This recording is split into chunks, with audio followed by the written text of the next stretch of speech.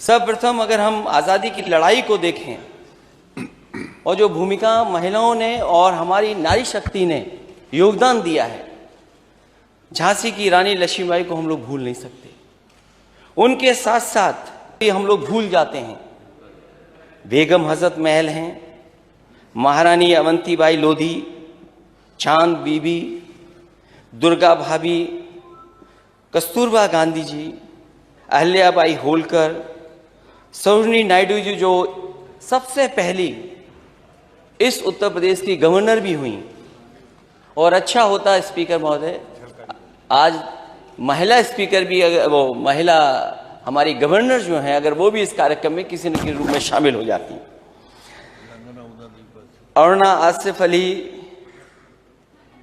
भीखाजी कामा, captain Lakshmi Sehgal और अनेक नाम हैं, वीरांगना उदा देवी पासी, ऐसे तमाम नाम हैं, झलकारी बाई, जिनको हम याद कर रहे हैं, जिनके योगदान से, जिनके प्रयासों से हमें उस आज़ादी की लड़ाई में और मजबूती मिली। वहीं जहां हम अपने उत्तर प्रदेश का इतिहास देखते हैं, सर्वप्रथम उत्तर प्रदेश की नहीं बल्कि देश की पहली महिला मुख्यमंत्री अगर किसी प्रदेश ने दी थी तो उत्तर प्रदेश ने दी।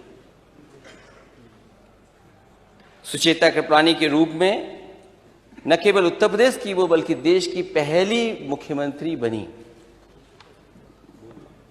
और इसी के साथ साथ गवर्नर भी, जिन्होंने आज़ादी की लड़ाई में राष्ट्रपिता महात्मा गांधी जी के साथ रह करके और उन्होंने पहचान अपने आप बनाई। जहां उन्हें नाइटिंगेल के ऑफ इंडिया बोला जाता, सरोजिनी नायडू, वो भी यहाँ की गवर्नर।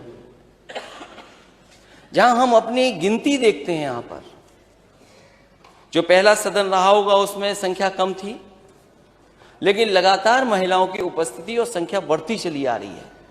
और आज जिस सदन में हम लोग बैठे हैं उसमें लगभग सभी दलों को मिलाकर के 47 महिलाएं सदस्य हैं। और हमें उम्मीद है कि आने वाले समय में सभी दल ये प्रयास करेंगे कि ज़्यादा से ज़्यादा महिलाएं इस सदन में। महिलाओं पे चर्चा कर रहे हैं तो हमें अपने नेता डॉक्टर राम मनोहर लोहिया जो नर नारी समानता की बात करते थे, उनके कोट याद आते हैं। और उनका मैं पहला कोट पढ़ता हूं। उन्होंने कहा कि नारी को गठरी के समान नहीं बल्कि इतनी शक्तिशाली होनी चाहिए कि वक्त पर पुरुष को गठरी बना अपने साथ ले जाए। ये किसके विचार हो सकते हैं? इस समाज में अगर हम इतना सम्मान दे दें और इतनी ऊंचाई तक पहुंचा दें तो हमारे समाज और देश की तरक्की और दुनिया में पहचान में आ जाएगी। न केवल उन्होंने ये कहा बल्कि एक जगह मैं उनकी दूसरी बात को कोट करता हूं कि इस देश की औरतों के लिए आदर्श सावित्री नहीं द्रौपदी होनी चाहिए। क्योंकि अक्सर हम सावित्री को आदर्श मान लेते हैं क्योंकि वो पति के प्रति पूरी समर्पित थी। और डॉक्टर राम मनोहर लोहिया ने वहीं कहा कि इस देश की औरतों के लिए अगर आदर्श कोई हो सकता है तो वो द्रौपदी हैं। इसलिए मैं अध्यक्ष जी आपको धन्यवाद देता हूं जहां महिलाओं के बारे में आपने सोच विचार करके इस सदन को बुला करके एक दिन का मौका दिया है। आज मैं ये कह सकता हूं कि इस महिलाओं के इतने मुद्दे हैं कि हमारा एक दिन काफी नहीं है। अगर हम पूरे सत्र में भी बहस करें तो शायद वो मुद्दे खत्म नहीं होंगे। क्योंकि जो तस्वीरें हमें देखने को मिलती हैं, ये जिम्मेदारी केवल मैं ये कह दूं समाज की है या सरकार की है। मैं आज इस मौके पर दलगत राजनीति के ऊपर ये कहना चाहता हूं कि जब हम अखबार पढ़ते हैं और तस्वीरें देखते हैं कि क्या क्या घटनाएं हो रही हैं आज दिल्ली से या पार्लियामेंट से, कठोर से कठोर कानून पास हुए हैं, लेकिन उसके बावजूद भी महिलाओं के ऊपर जो घटनाएं देखने को मिल रही वो कम नहीं हो रही हैं। कि हम लोग समाजवादी पार्टी की घोषणा पत्र में हम लोगों ने कुछ बातें लिखी थी क्योंकि हम सरकार में नहीं आए हैं।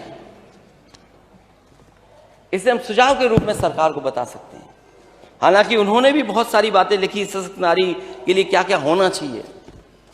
वहीं हम भी सुझाव देना चाहते हैं कि समाजवादी पार्टी महिलाओं, अल्पसंख्यकों और दलित सहित प्रत्येक नागरिक के लिए हेट क्राइम के खिलाफ जीरो टॉलरेंस की नीति के लिए संकल्पबद्ध है और सरकार से मांग करते हैं कि वे जीरो टॉलरेंस नीति को अपनाएं। हालांकि जीरो टॉलरेंस की नीति के बारे में सरकार कहती है, लेकिन कैसे इसको हम लागू कर सकें उस दिशा में मैं समझता हूं सरकार जरूर काम करेगी। वहीं उत्तर प्रदेश में पुलिस समेत सभी सरकारी नौकरियों में महिलाओं को 33% आरक्षण दिया जाए। ये आरक्षण सभी श्रेणियों जैसे सामान्य, EWS, OBC, SC और ST के लिए भी लागू किया जाए। लड़कियों की KG से PG तक शिक्षा मुफ्त की जाए, क्योंकि जिस समय नेताजी की सरकार थी उस समय पढ़ाई को बिल्कुल मुफ्त कर दिया गया था। हमें उम्मीद है कि आज जब हम महिलाओं के सवालों पर चर्चा कर रहे हैं तो ये पढ़ाई भी पूरी की पूरी मुफ्त होनी चाहिए। और मुझे याद है कि एक बार मैं यहाँ पर एक अखबार के कार्यक्रम में जब मैं गया तो मैं जिन लोगों का सम्मान कर रहा था उसमें नौजवान वो टॉपर था, 12th क्लास के टॉपर्स का मैं सम्मान कर रहा था। अध्यक्ष जी जब मैं उसको सम्मान देने गया तो उसने कहा कि आज तो आप मुझे यहाँ लैपटॉप दे रहे हैं, आज ही के दिन आप झांसी में भी मेरी बहन को लैपटॉप देंगे। और मुझे याद है मैंने बच्चे से पूछा कि कभी तुम हेलीकॉप्टर में बैठे थे? उसने बच्चे ने मना कर दिया कि मैं हेलीकॉप्टर में कभी नहीं बैठा। मैं जब अपने घर आ गया लौट करके तो अचानक मेरा ख्याल आया कि क्यों नहीं मैं इसको लेकर के संग जाऊं, और उस 12th टॉपर के बच्चे को मैं अपने साथ लेकर के गया। उसकी बहन को जहां हम लोग लैपटॉप दे रहे थे उस बहन को भी मैंने लैपटॉप दिया। और जब मैंने सूची देखी कि आखिरकार किनको मैं लैपटॉप दे रहा हूं, तो सबसे ज्यादा अगर किसी को लैपटॉप मिला था समाजवादी सरकार में तो वो बेटियां थी जिनको लैपटॉप समाजवादी सरकार में मिला। इस सदन में सरकार की तरफ से कोई जवाब महंगाई, बेरोजगारी का नहीं आया। स्वास्थ्य सेवाएं आज भी वैसे ही ठप हैं। छात्र संघ में आज भी बच्चे वैसे ही बैठे हैं। इसलिए इस सदन से समाजवादी पार्टी और हम वॉकआउट कर रहे हैं।